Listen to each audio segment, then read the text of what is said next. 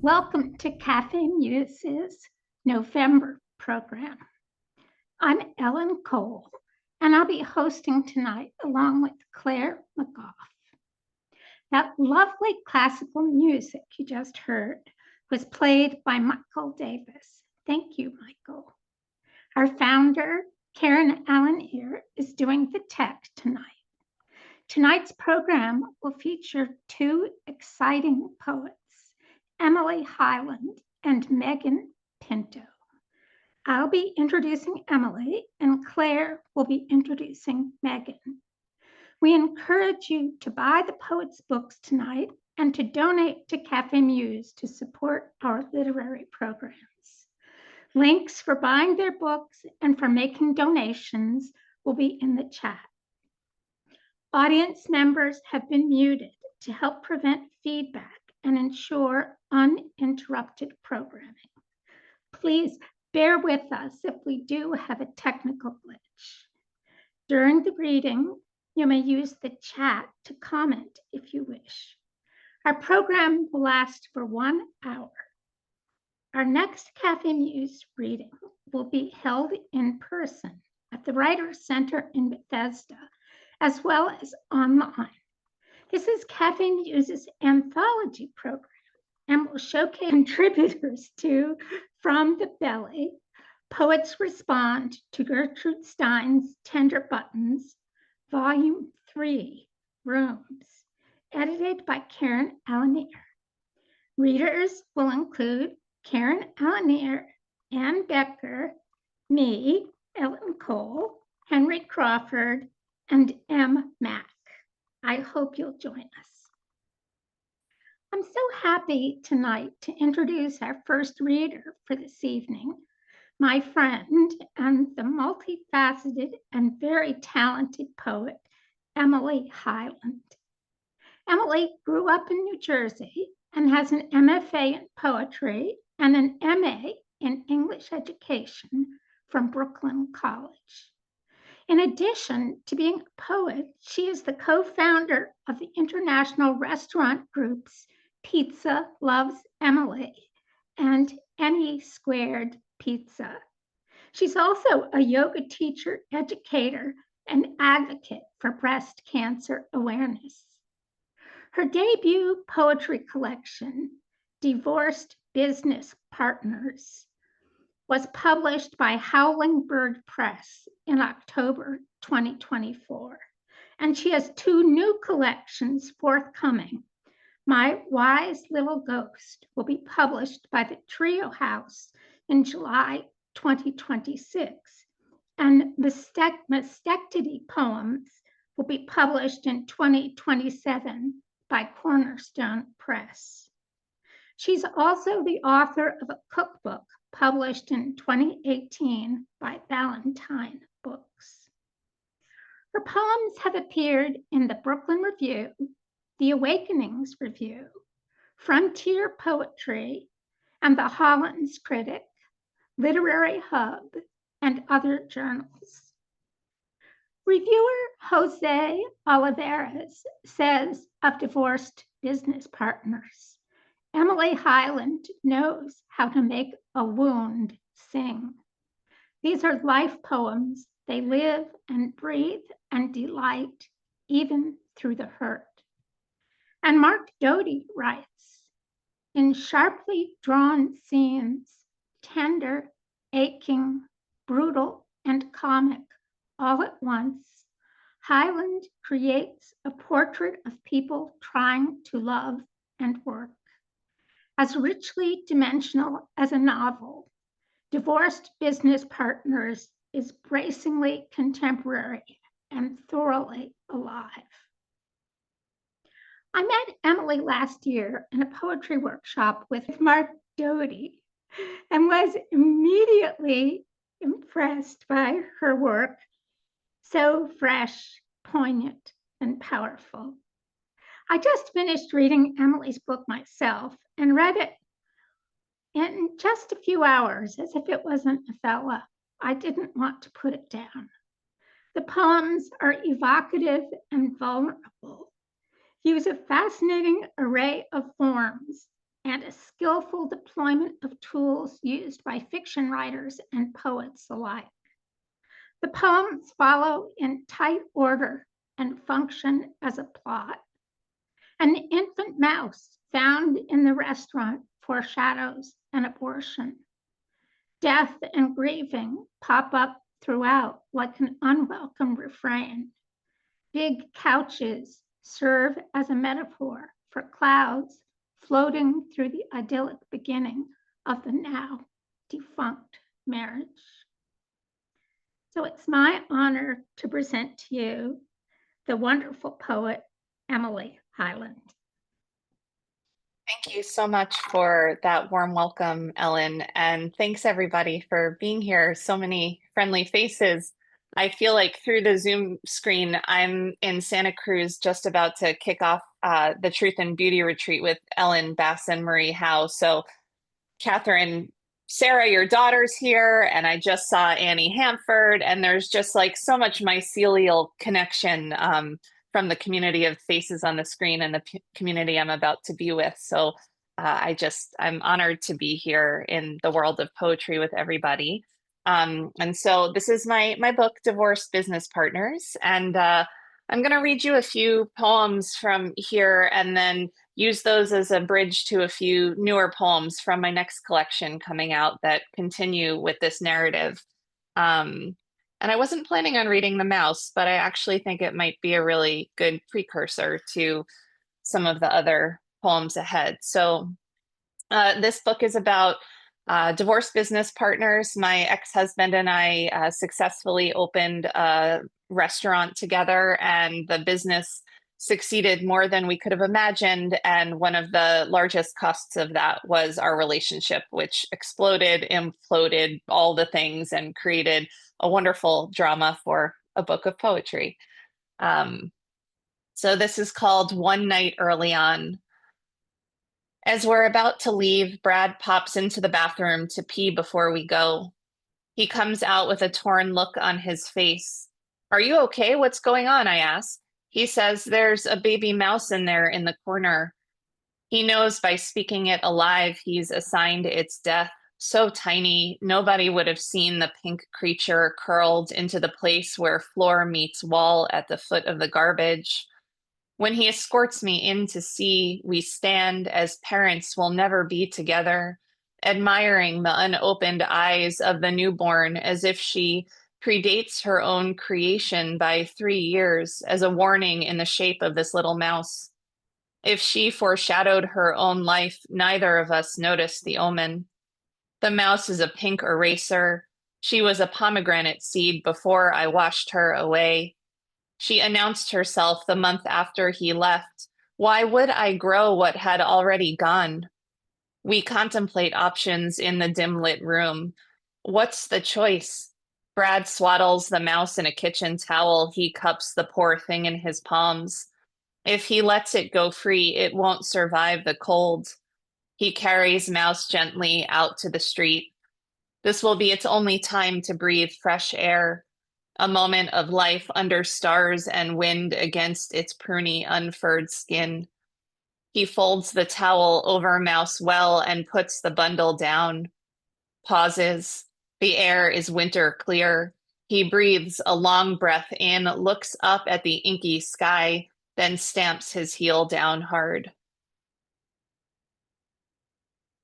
And so from that moment, a lot of drama happens. So you'll have to read the book to find out some of that. But I'm tapping into, as Ellen had mentioned in her opening, this thread of this abortion I had right at the end of my marriage. I got pregnant somewhere around a week after my husband left. We had this sexual encounter after he left at his brother's apartment when he was staying there. And after 16 years of being together, that's when we got pregnant. And so this is that night after drafting the divorce agreement. I don't know how to write about the way his eyes looked that last time. The sparsely flowered bedding. It isn't fucking, it's not making love. It's a power line cut, a body alone in my body, his bile eyes above me, bothered dreamboats of anger. Those eyes, the pitch of ravens, starless punctures, ink-like vein popping across unsunny under eyes, heavy as if hit. When it's time to sign, he makes inane, edits anew, again asks me to dinner. I want the story to be no woman will ever uncover him more.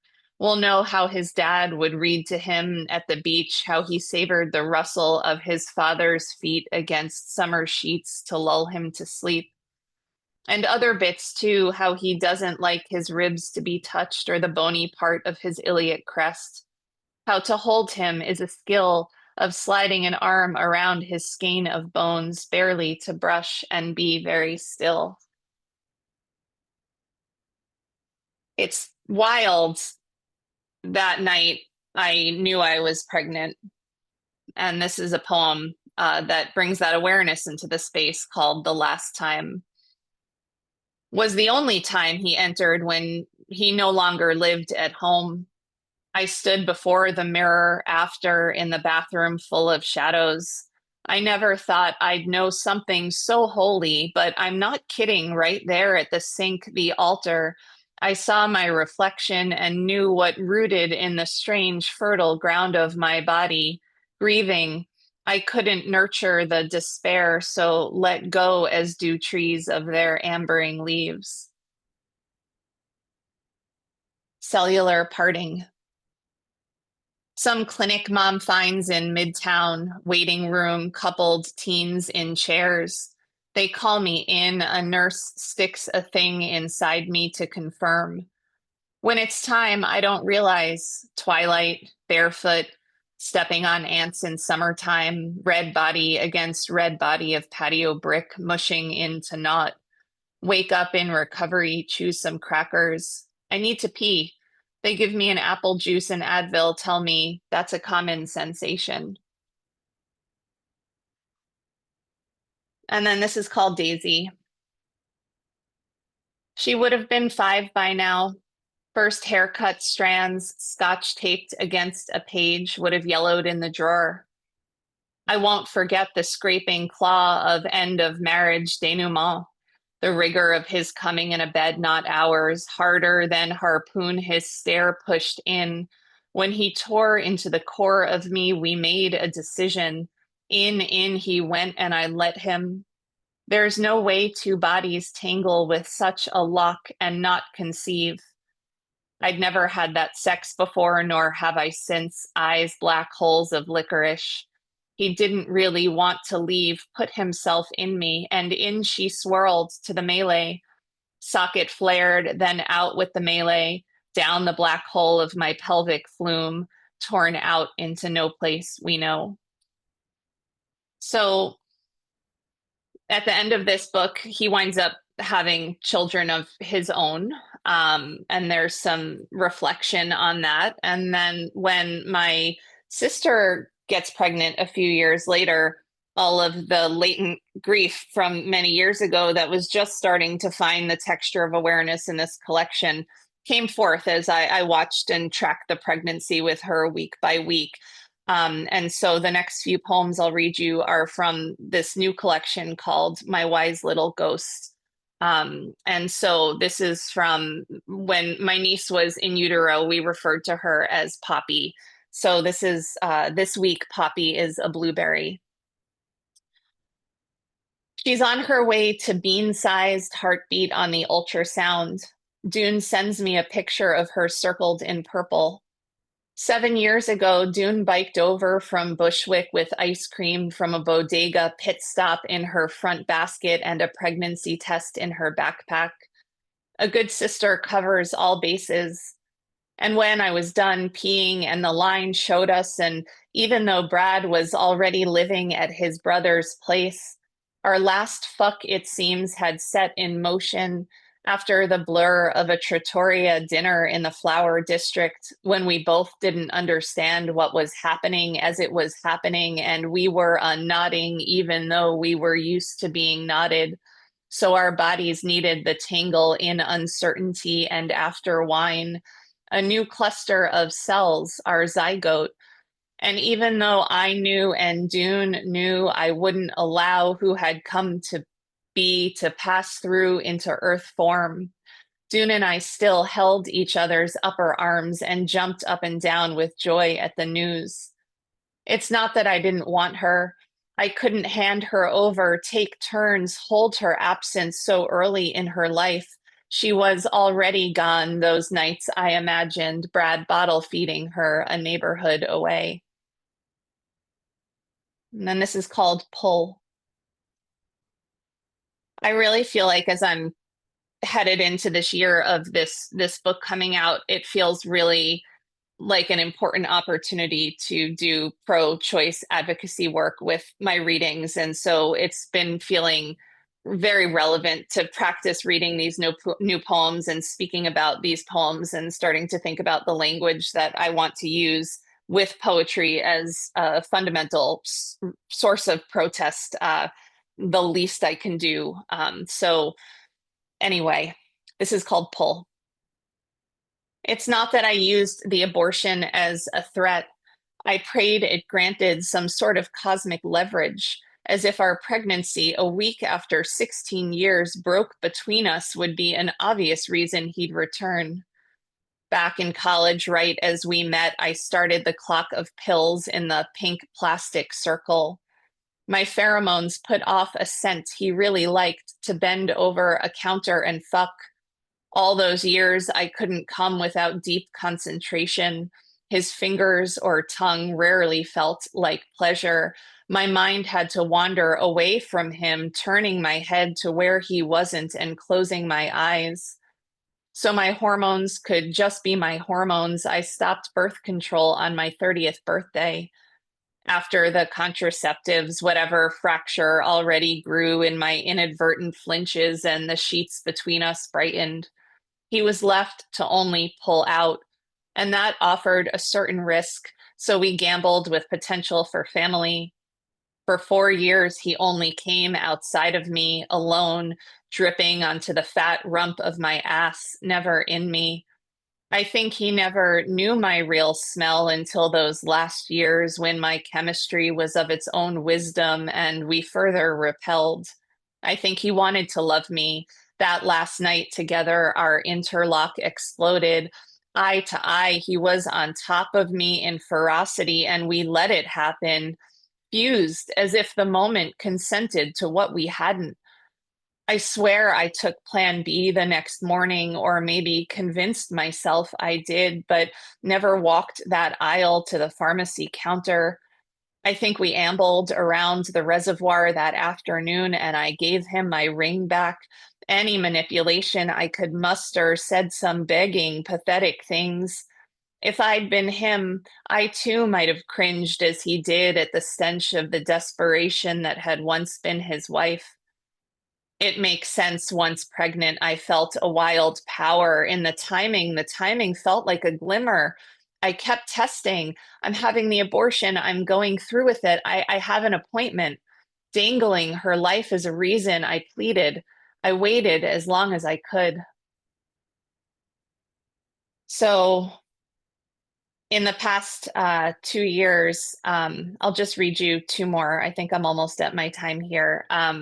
I started doing somatic and psychedelic therapy.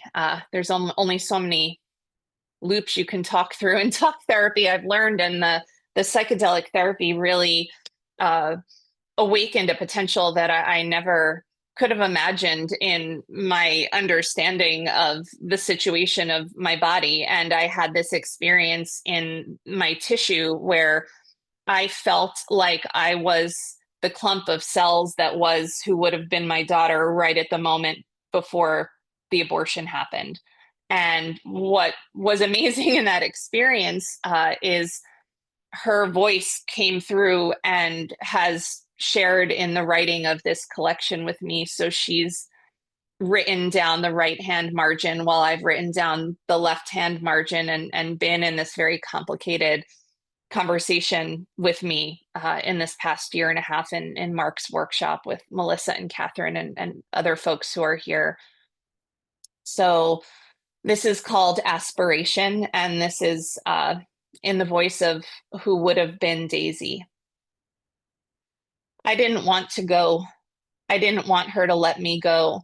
I don't want to do this, she blubbered, whimpering her way on the slow walk we took into the procedure room, walking herself into survival, walking me to fold my gamble for breath, and she knew it.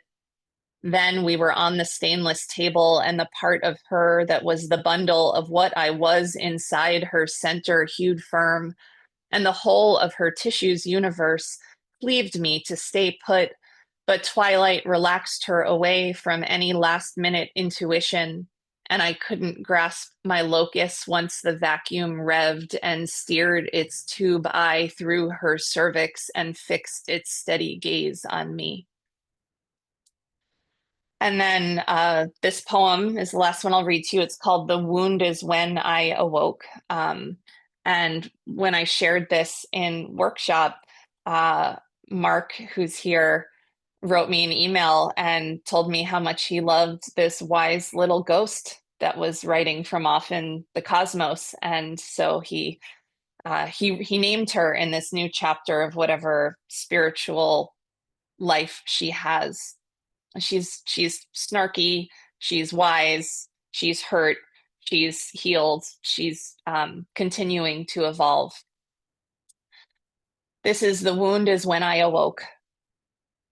I'm beyond form, without eyes that make meaning with a page, space between inhale and exhale, that still place where air meets pond lip, before wind, before water, striders skitter surface into distraction, knitted into matrix, into something beyond a corporal mother. I don't suffer the world as you do, or maybe that's not fully true. If she envisaged me as more than a cell clump, and if I was conjured when her tissue multiplied as matter on its way to who would have been me, then I tasted a moment of missing entry into a very specific state. But I don't miss what I never knew. Before you were here, you didn't know to miss it. You were as I am, absence unsignified, unattached infusion with greater fabric. You came through a portal I didn't, and you'll go through it again on the other side of all you've come to think necessary. But how much of what you have do you really need? What makes you cling and desire, want, cleave? What makes you afraid? I'm here even though I'm not. Don't you feel me true as any other voice, even though I never existed enough to distinguish and parse into memory? Won't you remember me? Won't you register me when the first gust of fall air raises goosebumps on your arm, or when wood splits as your fire revs down a seam, releasing steam, and you hear a pop? Thank you so very much, everybody.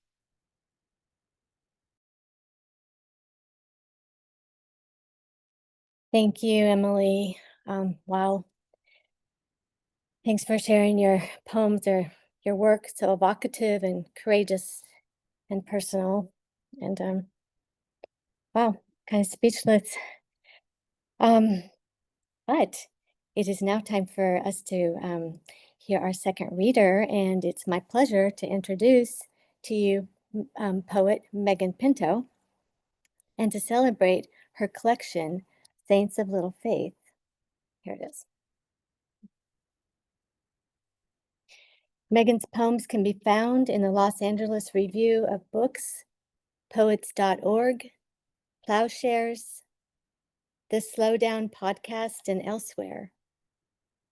She's won the Anne Halley Prize from the Massachusetts Review and an Amy Award from Poets and Writers, as well as scholarships and fellowships from Breadloaf, Martha's Vineyard Institute of Creative Writing, the Port Townsend Writers Conference, and Story Knife. Megan holds an MFA in creative writing from Warren Wilson College, and that's where I first had the pleasure of meeting Megan. And I remember knowing then that Megan was a wonderful poet, and not only that, and maybe part of her being a wonderful poet is that she was such a careful and close reader of others' poetry. So anyway, it was just always a pleasure being in the same workshops with her at Warren Wilson. The title of Megan's collection, Saints of Little Faith, echoes on many levels the poems that fill its pages. Poet Marianne Baruch describes these poems as austere and unnerving, saying they read a little like prayers or unspeakable abods eked out before dawn. Megan's poems bridge the external and the internal landscape of a speaker who bravely re-enters various encounters of adolescence, coming of age, and early adulthood. She invites us into this introspection that includes rain, light, darkness, river, birds, trains, family, and strangers, all threaded together by the self. They all recur and resurface like yearning itself, like the undulating rhythm of the city that this self-aware speaker refers to in the poem Cityscapes, one of my favorites, or how repetition is the rhythm of our grief. And this is found in the middle section of a beautiful middle section of Megan's collection. Megan's poems exemplify the kind of strength that comes from vulnerability and from measured restraint. Her lovely line, along the East River, ships pass by at night with names I cannot see, from her poem The Blind, puts us right there, working perhaps to make out the names on our own ships. Please welcome Megan Pinto. Thank you, Claire, for that beautiful introduction. It was such a pleasure always having you in workshop as well. And thank you, Emily, for that beautiful, beautiful reading.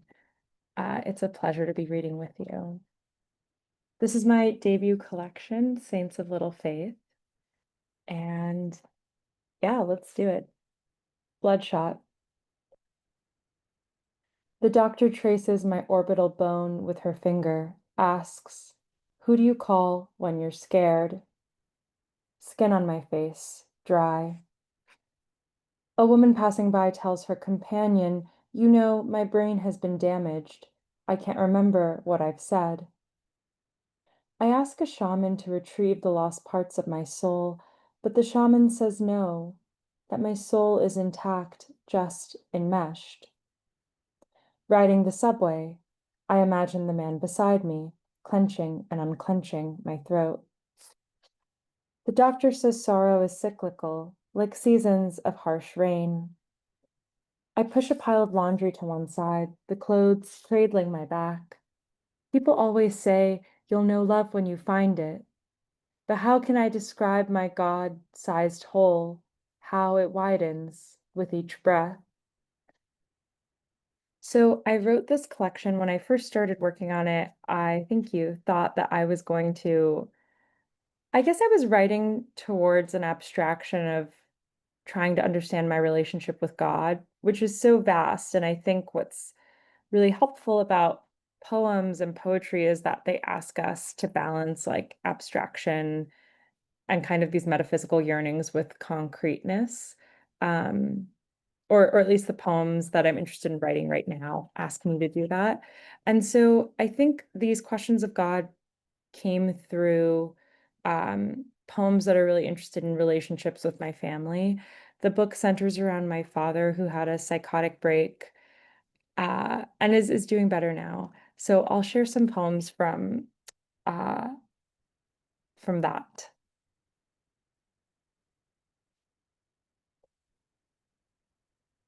Earth-like. At home, we keep my father from the news. The news addles his mind. Our doctor tells all her patients to turn off their screens, to consider knitting or meditation instead. She has experienced the mind's slow pull toward oblivion. My father fears economic collapse. He would feel more comfortable if I would only withdraw $200,000 in cash, just to have on hand.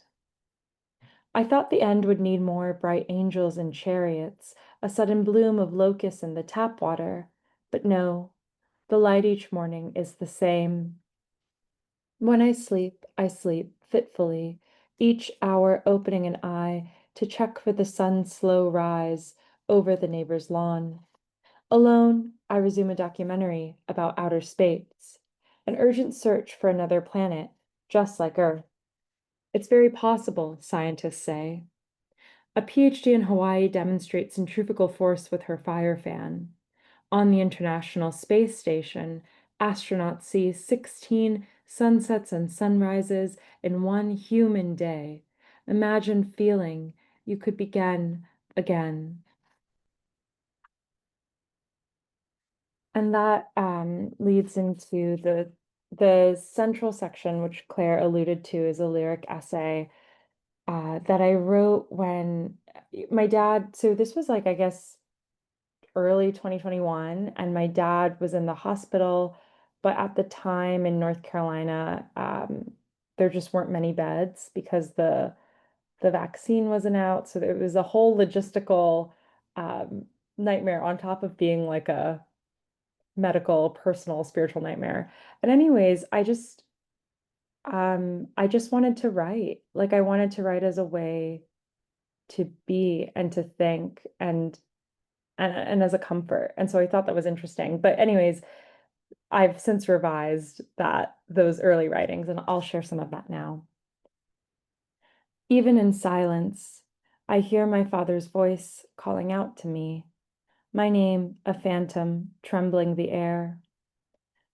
I carry his jaw, his nose, the shape of his face on my face, his name. Like my father, I have a hole I cannot fill.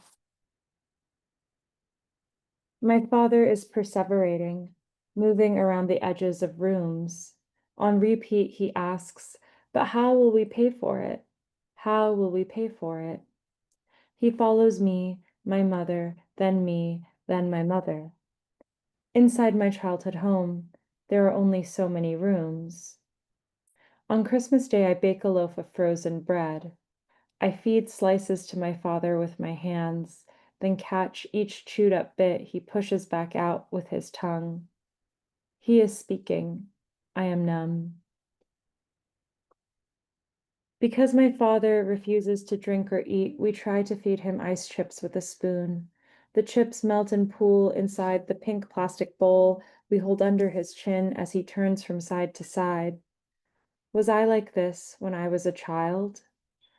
I lean over the table to help my father stand. My heart beats in the doldrums, saying I can. In the hospital, I tug the patterned curtains closed. A man laughs in the next bed over. I cannot see his face, but I imagine round, soft cheeks. He has a kind of laugh like that, sent up from a belly that must protrude. The nurse will keep the man until he sobers up. She reminds him not to drink so much. The man smiles and says, "Of course," and "Thank you," and "Please don't go." I sit beside my father and watch his IV drip. Each drop of saline hydrates his veins, his cracked skin. Today, my father weighs 107 pounds and is too weak to stand. I pop an earbud in his ear and keep one in mine. We listen to love songs. On the phone, I watch a video about a chicken too fat to stand. It lays on its back, kicking its legs, flapping its wings. There is no avail. Oversized breasts protrude. The other chickens do not stare. They go on walking their circles around and around the cage. My father says he wants to die. He is kept alive by IVs. Depending on his labs, a little sugar, a little saline. He will not eat for fear of what they have put in the food.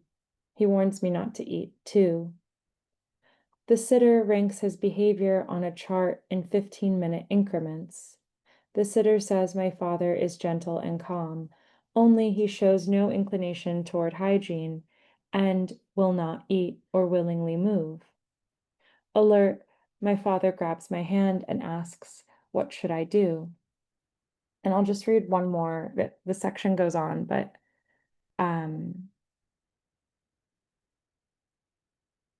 okay. In Raleigh, they separate the psychiatric hospital from the medical hospital. At both, my father refuses to eat, so he grows weak. He says it would be better to die than to live like this. Weak then stable, stable then weak. From hospital to hospital, he is shuttled back and forth across the grass divide. Thank you. I think the poems in the book are also really interested in how do we give and receive love, and how do we allow love into our lives and into our hearts. So I'll share some poems that speak to that as well. And Claire mentioned this poem. This is called Cityscapes. I went to see a psychic about my broken heart. She told me I pick men who are wounded like me, but show pain differently. Their rage turned out instead of in. When I played with Barbies, I often sent them into space. Their open-faced dollhouse made me cry each time I made the dolls fall off the roof, their hard bodies clattering back into this life. Yes, I suffer from romantic thoughts. Sometimes I think suffering is the measure of my devotion, sometimes not. It takes so much to feel safe in the world, or is that just me? On the subway, I look to strangers and wonder if one of them could want me. Then the sudden screech of metal returns me to my thought. Consider the undulating rhythm of the city, each stop and start and sudden halt. Consider the way light breaks across the East River at dusk, where love does not so much come to me as move through me.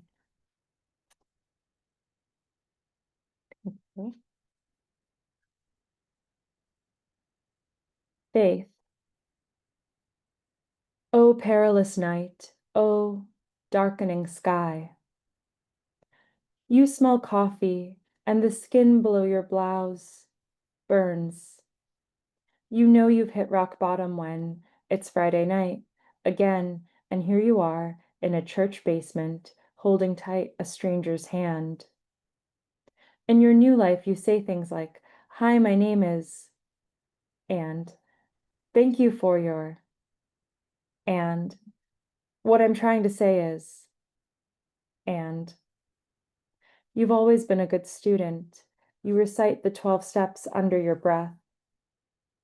Outside it is night, lights flood the sky, the stars tonight are just thumbtacks. You pin small notes to your fridge, reminding you to do this, that, stop, searching out the eyes of strange men in the street. You like the women's groups best. In the women's groups, you think about sex less.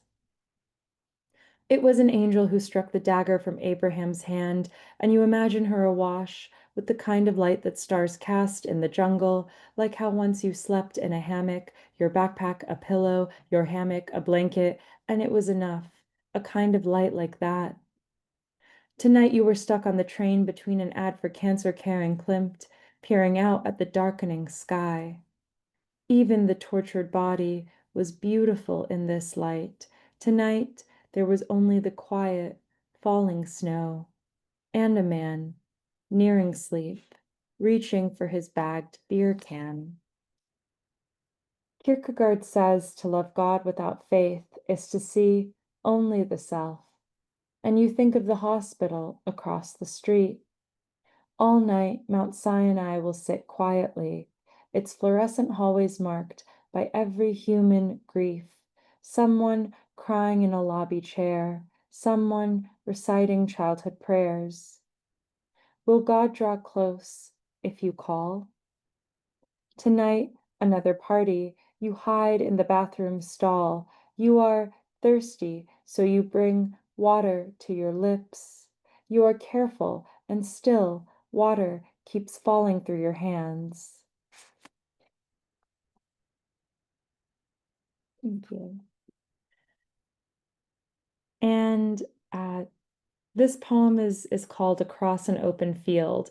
And as I was working on the book, I was aware, and it was pointed out to me that there was a lot of crisis, and like how could I bring balance to that? And I tried a bunch of different things that weren't working or that just felt false to the project. But then I just realized that in my own life, I go to the outside. I go outside when I'm upset. And so I started writing a lot of poems um, in motion while walking. And this is one of the poems that came out of that. This is called Across an Open Field. Migratory birds make their shapes. I hold my thoughts as separate from me so that I can see them. That the darkness I feel is not mine, does not belong innately to me. That many people have courted their sadness around me. Whatever that winter was, I have made it through. Now I stand in diminished light, walking the lake's darker edge. Each time we return to a memory, we change it. So when I tell you about those nights in the jungle, sleeping in hammocks, the sky for once not dulled by human light, and how the boy next to me kept telling me I was beautiful, reaching through the hammocks to touch my skin, and how I could not stand it. Does language move me closer or further away? Back then, I clung to my own ugliness. If I was ugly, then I could not be loved. Each day, river waters stripped my skin of dirt. I thought it was safer to feel my shame than it was to want. Maybe, like everything, healing has a season, dormant, but rooting. Like how today my heart is full of romantic feeling. I can see it everywhere. Love on the faces of strangers on the train, each smiling softly into their phone or gazing past the darkness. For so long, I picked people who could not get along. Desire was an arrow, but now desire is the field. I have three choices: to drift through life anesthetized, to soften. The lake looks frozen, but it is not. And I'll stop there. Thank you. Thank you so much.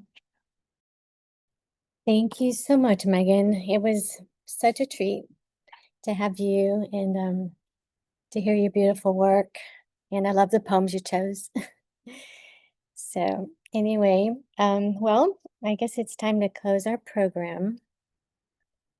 I'd like to thank my co-host, Ellen Cole. It's always so much fun working with Ellen. And I'd like to thank Karen Alanier, our founder of Café Muse, who's been on tech this evening, along with Luther Jett. Thank you, Luther. And I'd like to acknowledge our other wonderful Café Muse co-hosts, Majda Gama and Henry Crawford, for their diligent work with Café Muse over the years. Thank you, Michael Davis, again for your soothing guitar playing, and much appreciation goes to you, our audience.